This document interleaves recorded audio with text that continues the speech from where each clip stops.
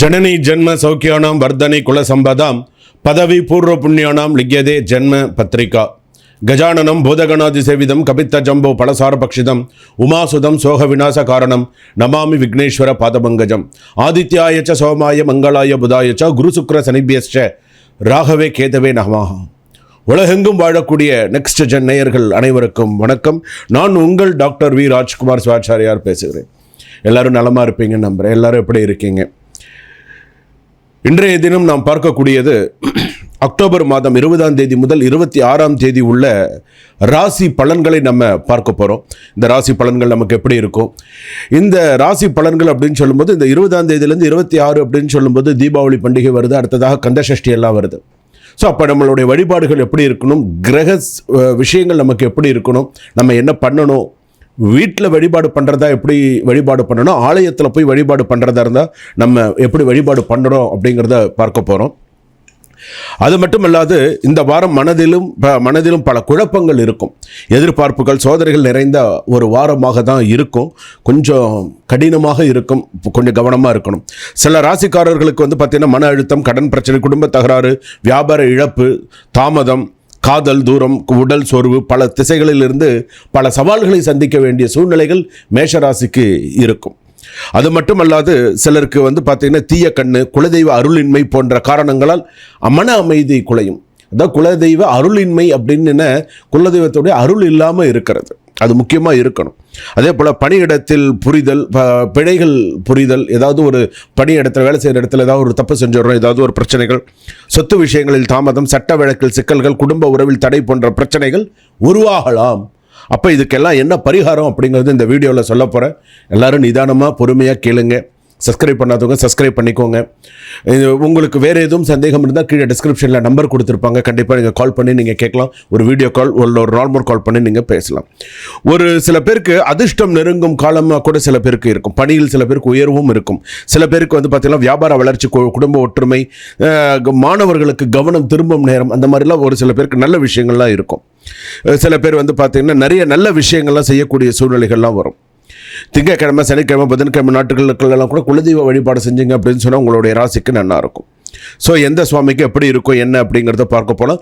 இந்த சில கெட்ட சூழ்நிலைகளை மாற்றும் வாரம் இந்த வாரம். அதற்கான பரிகாரம் என்ன அப்படிங்கிறத நம்ம பார்க்க போகிறோம். அடுத்ததாக மேஷராசி முதல் மீனராசி ராசி வரையிலான ஒவ்வொரு ராசிக்குண்டான பரிகாரம் நம்ம என்ன செய்யணும். கந்தசஷ்டி வருது, விரதம் இருக்கிறது. தீபாவளிக்கு முந்தின நாள் பார்த்திங்கன்னா இந்த அமாவாசைக்கு நம்ம படையல் போடுறது, முன்னோர்களுக்கு எப்படி நம்ம செய்யணும், எல்லா விஷயங்களும் நம்ம இப்போ இதில் தெரிஞ்சுக்க போகிறோம். வாங்க வீடியோக்குள்ளே போகலாம், முழுமையாக பாருங்கள். மேஷராசிக்காரர்களே, ஓம் நம சிவாய, சிவாய நம ஓம். இந்த வாரம் சில திடீர் மாற்றங்கள், மன அழுத்தம், எதிர்பாராத தடைகள் உங்களை சோதிக்கலாம். திடீர்னு ஏதாவது ஒரு பிரச்சனை, நல்லா தனியாக போய்கிட்டு இருந்தது, என்னையா திடீர்னு எனக்கு ஒரு சில பிரச்சனைகள் இருக்குது அப்படிங்கிற மாதிரி இருக்கும். உங்கள் சொற்கள் சிலரின் மனதை புண்படுத்தலாம். நீங்கள் பேசுகிற வார்த்தை சில பேரை ரொம்ப கஷ்டப்படுத்தும், கவனமாக பேசுங்க. பணியில் தாமதம், குழப்பம், சின்ன சின்ன தகராறுகள், உடல் சோர்வு, தலைவலி, நெஞ்சு அழுத்தம் போன்ற பிரச்சனைகள் தோன்றலாம், கவனமாக இருங்க. குடும்பத்தில் யாரோ ஒருவர் மனதிற்குள் உங்களை பற்றி தவறாக நினைப்பதும் சாத்தியம். நம்மளை பற்றி யார் என்ன நினச்சிட்டு போனால் நமக்கு என்ன, நம்ம இருப்போம். ஆனால் வெளியில் சொல்லாத அளவுக்கு நம்மளை பற்றியே ஏதாவது ஒன்று நினச்சிட்டு இருப்பாங்க. யாரோ ஒருவர் மனதில் உங்களை பற்றி தவறான ஒரு நினைப்பதும் ஒரு இதுவாக இருக்குது. சில நண்பர்கள் மூலமாக ஏமாற்றமும், சிலருக்கு கடன் அழுத்தமும் கூட இருக்கலாம், கவனமாக இருக்கணும். இந்த வாரம் நடுப்பகுதியில் அதிர்ஷ்டம் திரும்பும். பணியில் மேலதிகாரிகளின் பாராட்டு, வியாபாரத்தில் புதிய வாய்ப்பு, நீண்ட நாட்களாக எதிர்பார்த்து வந்த பணம் சேரும். மாணவர்களுடைய கான்சன்ட்ரேஷன்ஸ் எல்லாம் கொஞ்சம் திரும்பும். காதல் வாழ்க்கையில் புரிதம் மீண்டும் தோன்றும். திருமணமானவர்களுக்கு புதிய மகிழ்ச்சி தரும். குடும்பத்தில் பெரிய முடிவு ஒன்று எடுக்கப்படும். மேஷராசியில் குடும்பத்தில் இவ்வளோ நாள் பேசின்றது ஒரு முக்கியமான முடிவுகள் எடுக்கக்கூடிய சூழ்நிலைகள் வரும். குடும்ப வாழ்க்கையில் தொடக்கத்தில் சிறு மனக்கசப்புகள் இருந்தாலும் வார இறுதியில் குடும்ப ஒற்றுமை மீண்டும் ஏற்படும். பெற்றோர் முன்னோர்கள் ஆசிகள் நிறையா இருக்கும். பணியில் கடுமையாக உழைக்க வேண்டியிருக்கும் அவசியம் உண்டு. முடிவில் நல்ல பலன்கள் கிட்டும். வியாபாரத்தில் பழைய வாடிக்கையாளர்கள் மீண்டும் சேருவார்கள். சொத்து பிரச்சனை தொடர்பானவர்களுக்கு சில விஷயங்கள்லாம் தெரியும். அதே போல் பார்த்திங்கன்னா கெட்ட கண்ணு அப்படிங்கிறது கொஞ்சம் நிறையா இருக்கும், கொஞ்சம் பார்த்து இருக்கணும். தீய கண்ணு அப்படின்னு சொல்லுவாங்க, அது சில விஷயங்கள் கவனமாக இருக்கணும். சனிக்கிழமை சிவன் கோவிலுக்கு போய் நெய் தீபம் ஏற்றி சிவபெருமானுக்கு வில்வத்தினால் அர்ச்சனை பண்ணுங்கள். குலதெய்வ கோவிலுக்கு போய் நெய் தீபம் ஏற்றுங்க, மனதார சொல்லுங்கள். அதிர்ஷ்ட எண்கள் 9, நல்ல தெய்வம், அதிர்ஷ்டமான தெய்வம் சுப்பிரமணிய சுவாமி தான் உங்களுக்கு அதிர்ஷ்டமான தெய்வம். சண்முகர், சுப்பிரமணிய சுவாமி எல்லாமே. மேஷராசி அப்படின்னு சொல்லும்போது முருகப்பெருமான் வழிபாடு, பால் அபிஷேகம், 12 தீபம் ஏற்றுங்க, ஷட்கோண தீபம் போடுங்க, ஷட்கோண கோலம் போடுங்க, விரதம் இருங்க. விரதம் இருந்து வழிபாடு செய்தால் உங்களுடைய ராசிக்கு சிறப்பாக இருக்கும். அதுலேயும் பார்த்தீங்கன்னா சிவப்பு நிறம் அதிர்ஷ்டமாக இருக்கும். மேஷ ராசிக்காரர்களுக்கு நிச்சயமாக இந்த கந்தசஷ்டி நாளில் ஒரு நாள் உண்ணாவிரதம் மாதிரி, உண்ணாமல் இருப்பது விரதம். உண்ணாவிரதம்ங்கிறது பொதுமக்கள்லாம் ஏதாவது ஒரு போராட்டத்துக்காக இருக்கிறது உண்ணாவிரதம், சாப்பிடாம ஒரு நாள் முழுக்க இருக்கிறது, இருந்து தன்னுடைய சில நிலைகளை வெளிப்படுத்துவது அப்படிங்கிறது. ஆனால் இது பார்த்தீங்கன்னா தெய்வத்திற்காக இருக்கக்கூடிய உண்ணாவிரதம். சில பேர் உப்பில்லாத சாப்பாடு சாப்பிடுவாங்க, சில பேர் அந்த உண்ணாவிரதம்ங்கிறது காலையில் சூரிய உதயத்திலிருந்து சூரிய அஸ்தமனம் ஆகிற வரைக்கும் விரதம் இருக்கிறது அப்படிங்கிறது ஒரு பழக்கம் உண்டு.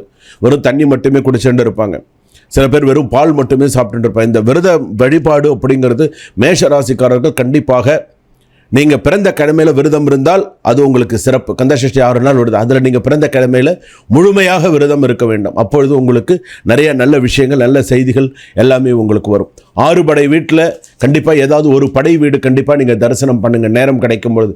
அல்லது பக்கத்தில் இருக்கக்கூடிய, உங்களால் போக முடியல பரவாயில்ல, எங்கே இருந்தாலும் முருகன் தான், நீங்கள் ஏதாவது ஒரு முருகன் ஸ்தலத்துக்கு போயிட்டு முருகனுக்கு பால் அபிஷேகம் செய்து மனதார பால் அபிஷேகம் பண்ணுங்க, வாங்கி கொடுத்து கிட்ட இருந்து பால் அபிஷேகம் பார்த்துட்டு வாங்க. கண்டிப்பாக உங்களுக்கு நிறைய நல்ல விஷயங்கள்லாம் நடக்கும். ஷேர் மார்க்கெட் தொடர்பான நல்ல செய்திகள் எல்லாமே இருக்கும். அதுபோல் பார்த்தீங்கன்னா சில பேருக்கு பார்த்தீங்கன்னா இந்த விவாகரத்து சம்பந்தமான சில விஷயங்கள் அப்படின்னு எடுத்துக்கும் பொழுது சில பேருக்கு கொஞ்சம் மன நெருக்கடியை கொடுக்கக்கூடியதாக இருக்கும். 2வது திருமணம் சில பேருக்கு நல்ல சிறப்பாக இருக்கக்கூடியதாக இருக்கும். அரசாங்க உத்தியோகத்தில் இருப்பவர்களுக்கு சற்று எதிர்பாராத நல்ல செய்திகள் சில விஷயங்கள்லாம் வந்து சேரும். ரிலேஷன்ஷிப் தொடர்பான சில விஷயங்கள் சுமூகமாக இருக்கும். படிப்பு ஓரளவு நன்றாக இருக்கும். பெண்கள் அப்படின்னு எடுத்துட்டோன்னே விரதம் இருந்து பெண்கள் வழிபாடு செய்யக்கூடிய ஒவ்வொரு விஷயமும் சிறப்பாக இருக்கக்கூடியதாக இருக்கும். சொத்து தொடர்பான நல்ல விஷயங்கள் சேரும். சில சொத்துக்களில் வில்லங்கம் இருக்கும். சொத்து வாங்குறவங்க கொஞ்சம் பார்த்து நிதானித்து வாங்குறது சிறப்புடையதாக இருக்கும். எப்போதுமே சொல்லக்கூடிய வழிபாடு நிறையா பண்ணுங்க. அதே போல் ஓம் சௌம் சரவண பவாய நமஹா, ஓம் சௌம் சரவண பவாய நமஹா, ஓம் சௌம் சரவண பவாய நமஹா வெற்றிக்கான மந்திரம், மேஷராசி வெற்றிக்கான மந்திரம். இதை நீங்கள் சொல்லுங்கள், வாழ்க்கையில் சிறப்பாக இருங்க. சுபம், வாழ்க வளமுடன். இதுவரையில் நான் சொன்னது அனைத்தும் 12 ராசிகளுக்கான பொது பலன்கள் மட்டுமே. உங்களுடைய சுய ஜாதகப்படி, ஜென்ம ஜாதகப்படி சில விஷயங்கள் மாறும். அதை என்னன்றதை நீங்கள் தெரிஞ்சு வச்சுக்கணும். ஒரு வீடியோ கால் பண்ணுங்கள், ஒரு நார்மல் வாட்ஸ்அப் கால் பண்ணுங்கள். தயவு செய்து டைரக்ட் கால் பண்ண வேண்டாம், வாட்ஸ்அப் கால் பண்ணுங்கள். வீடியோ கால் பண்ணி ஒரு 10 நிமிஷம் 15 நிமிஷம் உங்கள் ஜாதகத்துக்குன்னு ஒரு நேரத்தை ஒதுக்கி உங்களுடைய குடும்பத்தில் யார் யார் கேட்கணும்னு விருப்பப்படுறீங்களோ உட்காந்து ஒரு வீடியோ கால் பண்ணி, ஒரு கூகுள் மீட்டோ ஒரு ஜூம் மீட்டிங்கோ ஏற்பாடு பண்ணி அதில் நீங்கள் உட்காந்து கலந்து நம்ம பேசணும் அப்படின்னு சொன்னால் உங்கள் ஜாதகத்தை பற்றி நீங்கள் தெரிஞ்சுக்கலாம். உங்கள் கொஸ்டின்ஸ் எல்லாம் எழுதி வச்சுக்கோங்க. சுவாமி நான் இதை கேட்கணும்னு நினைக்கிறேன், சுவாமி நான் இதை கேட்கணும்னு நினைக்கிறேன். ஒரு அப்பாயின்மெண்ட் ஃபிக்ஸ் பண்ணி நீங்கள் பேசுனீங்க அப்படின்னு சொன்னால் உங்களுக்கு தீர்வு கிடைக்கும், நல்லதொரு தீர்வு கிடைக்கும், நல்லதொரு பரிகாரம் கிடைக்கும். அப்போது நீங்கள் உங்களுடைய சில விஷயங்களை நீங்கள் என்கிட்ட நீங்கள் நேரடியாக என் முகம் பார்த்து நீங்கள் டைரெக்டாக வீடியோ காலில் பேசுகிறது உங்களுக்கு ஒரு சந்தோஷத்தை தரும். உங்கள் சுய ஜாதகப்படி சில விஷயங்கள் மாறும். அந்த மாற்றம் உங்களுக்கு நல்ல சக்ஸஸ் கொடுக்கும். சரிங்களா? சுபம், வாழ்க வளமுடன்.